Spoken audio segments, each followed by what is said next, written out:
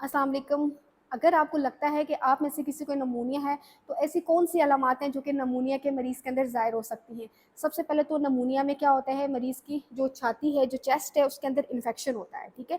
वो 3 लोब्स होते हैं, अपर होता है, मिडल होता है, लोअर लोब होता है। तो जब कभी भी इन्फेक्शन होगा बॉडी के अंदर, तो उसका जो क्लासिकल साइन है बेसिकली मरीज़ को बुखार होगा। उसके बाद क्या होगा, मरीज़ जब खाँसी करेगा, तो खाँसी के दौरान बलगम आएगा। और इसके साथ-साथ मरीज़ को क्या होगा कि सीने के अंदर बहुत ज़्यादा तकलीफ़ महसूस होगी और जब वो साँस लेगा तो साँस के दौरान को क्या होगा, साँस फूलेगा उस मरीज़ का। इसके अलावा मरीज़ को बहुत ज़्यादा थकन महसूस होगी और बहुत ज़्यादा क्या होगा, वो फैटीग होगा। Thank you.